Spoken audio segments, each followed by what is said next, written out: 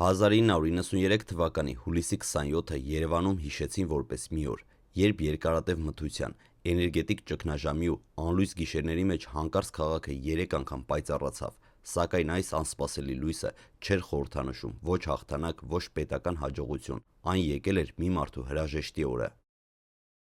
Երևանում տեղի էր ունենում Ռաֆայել Բաղդասարյանի, հանրությանը հայտնի Սվոր Ռաֆի հուղարկավորությունը, սակայն մեր տեսանյութի նպատակն է ոչ թե հերոսացնել կամ գունազարդել նրա կերպարը, այս տեսանյութի նպատակը պատմական ու սոցիալական վերլուծությունն է, ինչու այդ օրը այդպիսի արձագանք ունեցավ, ինչ էր կատարվում տարածաշրջանում, ինչն էր պատճառը, որ հասարակությունը նման կերպ էր հիշում նրա անունը։ Այս պատմությունը ոչ թե քրեական աշխարհի գովազդ է, այլ դաս ու վերլուծություն, թե ինչպես են քաղաքական, սոցիալական և պատմական ճգնաժամերը բերում հասարակական տարօրինակ երևույթների, երբ որոշ անձինք ստանում են ազդեցություն պետությունից անկախ։ 90-ականների սկզբին Հայաստանը ապրում էր իր ամենադժվար ժամանակներից մեկը՝ էներգետիկ բլոկադա, էլեկտրականության չլինելու ամիսներ, սոցիալական անկում, պատերազմական իրավիճակ, պետական կառուցվածքների թուլացում։ Հենց այս ֆոնին որևէ ոչ պետական հեղինակություն, որը կարողանում էր կազմակերպել ռեսուրսներ, մարդկանց աչքում դառնում էր ազդեցիկ մարդ։ Այս միջավայրն էր, որում հիշվեց Սվոր Ռաֆի անունը։ Մարդիկ չէին հետևում նրա անցյալին, այլ այն փաստին, որ որոշ իրավիճակներում կարողանում էր ինչ-որ բան գտնել, բերել կամ ապահովել, սակայն սա հանրային ընկալում էր, ոչ իրական գնահատական։ Քրեական աշխարհը երբեք չի կարող լինել դրական մոդել, որովհետև այն հակասում է օրենքին, հասարակական անվտանգությանը և արդարությանը։ 1993 թվականի հուլիսի 27-ին Երևանում տեղի ունեցածը շատերը հիշեցին անեկդոտային, իսկ հետո պատմական փաստի նման, քաղաքը, որը ամիսներով տառապում էր անլույս գիշերներից, հանկարծ երկու օր լիարժեք լույս ուներ։ Պատճառը ըստ տարածվող վկայությունների այն էր, որ հուղարկավորությանը ժամանած մարդկանց օգնությամբ քաղաքը բերվեց վառելիք, որը թույլ տվեց միացնել Երևանի ջերմաէլեկտրակայանը։ Սա ոչ հերոսական, այլ սոցիալական բացի դրսևորումն էր։ Երբ պետությունը չէր կարողանում բավարարել էներգիան, հասարակությունը սկսեց ընդունել այլ աղբյուրների, անկախ դրանց օրինականությունից։ Սա շատ սուր հիշեցում է, թե ինչ է նշանակում պետական ինստիտուտների փլուզումը։ Հուղարկավորությանը ներկա էր, ըստ մամլո հին հրապարակումների, շուրջ 800 մարդ տարբեր երկրներից, դրանք տարբեր շրջանների քրեական շրջանակների ներկայացուցիչներն էին։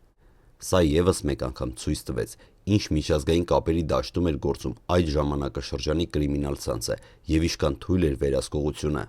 Ռաֆայել Բաղդասարյանը ձևավորել էր մի միջավայր, երբ պատերազմից հետո Երևանում կային ուժեղ փողոցային խմբավորումներ, թեև այն ժամանակ հասարակությունը այլ կերպ էր ընկալում այս երևույթները, բայց դրանք չէին ներկայացնում դրական կամ օրինավոր արժեքներ։ Նրա մասին հիշողություններում կան պատմություններ մանկությունից, երիտասարդությունից, այն մարդկանցից, որոնք ազդել են նրա կյանքի վրա, սակայն այս տեսանյութը չիրականացնում է այդ կենսագրության գեղարվեստականացումը, այլ ընդամենը արձանագրում է, ինչու որոշ մարդիկ այդ տարիներին ստանում էին մեծ ազդեցություն։ Երեխա հասակում, դպրոցից բացակայություններ, դաստիարակչական խնդիրներ, քրեական ճանապարհ, խստապանջ միջավայր, որտեղ ուժը գերակշռում էր օրենքի նկատմամբ։ Այս ամենը հանդիսանում էր այն ժամանակաշրջանի սոցիալական արատների հետևանքը, ոչ թե անհատի բնավորության ձեռքբերում։ 1980-ից 90-ականներին, երբ ԽՍՀՄ փլուզվում էր, բազում կառույցներ խառնվեցին, պետական վերահսկողությունը թուլացավ, տնտեսությունը անկում ապրեց, ազգային հակամարտությունները տարածվեցին ամբողջ տարածաշրջանում։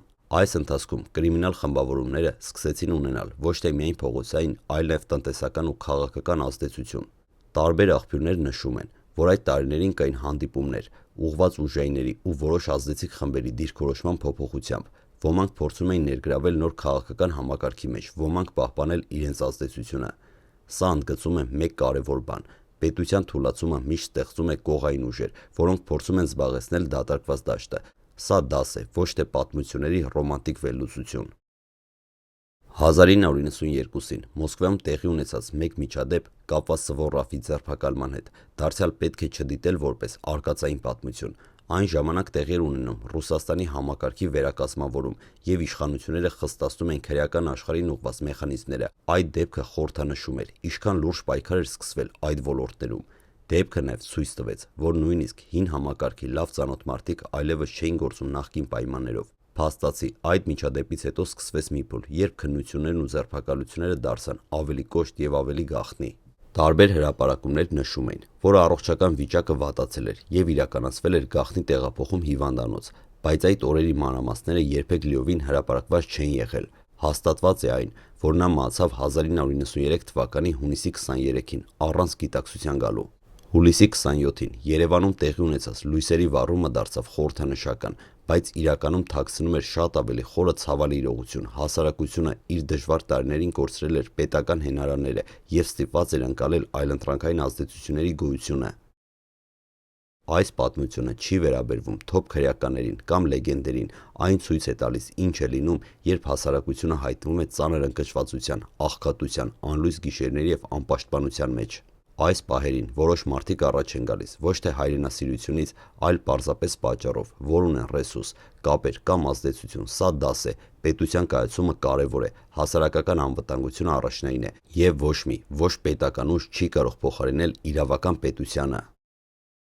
90-ականների հայկական մամուլը, ինչպես նաև հետագա լրագրողական հրապարակումները հաճախ գրանցվել են այդ ժամանակվա երևույթները առանց քաղաքական գնահատականների, սակայն այսօր հետադարձ հայացքով կարող ենք ասել, նման ազդեցությունը միշտ վտանգավոր է պետության համար, այն թուլացնում է օրենքի գերակայությունը, այն կարող է հանգեցնել երկարաժամկետ խնդիրների, այդ պատճառով այս տեսանյութը շարունակում է չեզոք բացատրական ոճը, որպեսզի պատմությունը չդառնա ոչ գովերքող, ոչ գունազարդող տարր։ 1990-ականներին Ռուսաստանը սկսեց խիստ փոփոխություններ իրականացնել քրեական աշխարհին ուղղված քաղաքականության մեջ։ Այն ժամանակաշրջանում բազմաթիվ գործողություններ իրականացվեցին, ձերբակալություններ, նոր օրենքներ, ուժեղացված վերահսկողություն, գաղտնի գործողություններ։ Հենց այս ֆոնին են տեղի ունեցել այն իրադարձությունները, որոնք հիշվում են Սվորաֆի վերջին ամիսների հետ կապված։ Սակայն այս ամենի նպատակն էր վերականգնել վերահսկողությունը, նվազեցնել անօրինական գործունեությունը, ամրացնել պետական կառույցները։ Եվ սա ևս մեկ անգամ ցույց է տալիս, որ կրիմինալ ազդեցության աճը անհնար է հաղթարել այլ բանով, բացի ուժեղ պետական համակարգից։ Շատ հրապարակումներ փորձում են վերջին օրերը ներկայացնել որպես ինչ-որ առեղծվածային պատմություններ, սակայն իրականում դրանք հիմնված են միայն ֆրագմենտային տվյալների վրա։ Հաստատված է, առողջական վիճակը վատացել էր, իրականացվել էր գաղտնի տեղափոխում, իրականացվել էր վիրահատություն, մահը արձանագրվել է հունիսի 23-ին։ Այս ամենը բժշկական և իրավական գործընթացներ էին, առանց որևէ առեղծվածային բաղադրիչի։ Այդ տարիների ինֆորմացիոն խառնաշփոթը պարզապես ստեղծել էր լուրերի հոսք, որոնք հետո դարձել էին միֆական։ Ժամանակի ընթացքում Սվորաֆի շուրջ ձևավորված քրեական աշխարհը սկսեց աստիճանաբար փոխվել։ Տնտեսական իրավիճակը, օրենքների խստացումը, քաղաքական փոփոխությունները, ինչպես նաև հասարակության վերաբերմունքի փոփոխությունը հանգեցրին նրան, որ հին համակարգերը այլևս նույն ուժով չէին աշխատում։ Սվորաֆի շուրջը մեծացող լարումները, մրցակցությունը և տարբեր խմբերի միջև անվստահությունը դարձավ օրակարգային, սակայն այս ամենը արդեն չէր ընկալվում որպես հերոսական կամ գաղտնի աշխարհի բարոյականություն։ Հասարակությունը սկսեց ավելի շատ հետաքրքրվել այն հարցով, թե ինչպես են նման երևույթներ ազդում երկրի վրա, տնտեսության վրա և մարդկանց անվտանգության վրա։ Այս շրջանում Սվորաֆը ավելի հաճախ էր հայտնվում հակասական պատմությունների կենտրոնում, մեկը մյուսից տարբեր վարկածներով, շատ կետեր մնացին անհստակ, շատ մանրամասներ չհաստատված։ Եվ հենց այս անորոշությունն էլ դարձավ պատճառ, որ նրա կերպարը տարիների ընթացքում դարձավ ավելի մարդկային, քան լեգենդար մի մարդ, որի անունը տեղափոխվեց հին ժամանակների էջերը։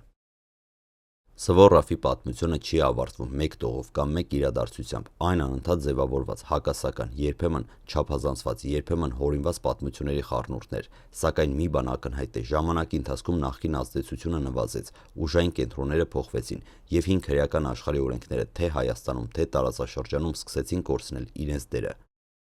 Արդյունքում Սվորաֆի անունը դարձավ ոչ թե որպես գործող գործոնի, այլ պատմական կերպարի, որի մասին այսօր խոսվում է որպես անցած ժամանակների խորհրդանիշ։